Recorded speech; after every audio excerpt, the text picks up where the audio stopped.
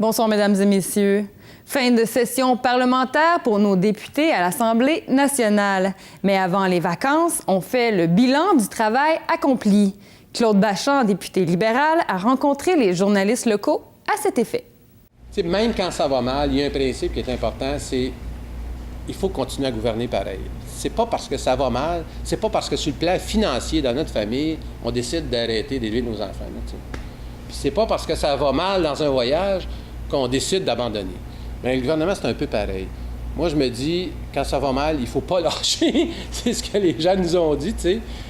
Puis il faut continuer d'adopter des projets de loi, puis il faut continuer à travailler. Puis dans la région, c'est ça qu'on a fait. Les turbulences qui ont ponctué la dernière session ont renforcé les positionnements politiques de chacun des partis.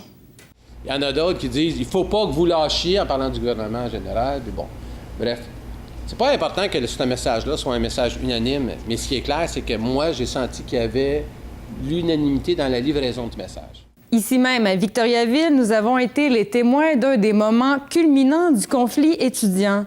Mais selon le député, la région a été exempte des tumultes de la métropole.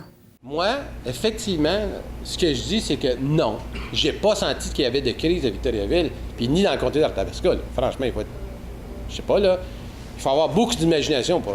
Il y a eu un événement bien précis là, au Victorin, puis là, ça nous a tous réveillés. On a dit « Oh, ça se passe chez nous ». Puis je veux juste vous dire là, qu'on a eu bien plus peur, chacun d'entre nous, que peur à notre démocratie soit là. Pour la prochaine session parlementaire, d'autres projets et défis sont sur la table de travail de Claude Bachand. L'avenir, c'est bien sûr la salle de spectacle, c'est bien sûr l'agrandissement de la réfection de l'Hôtel Dieu, qui est quand même 40 millions, un gros projet. En passant, ce sont des projets qui vont très, très bien.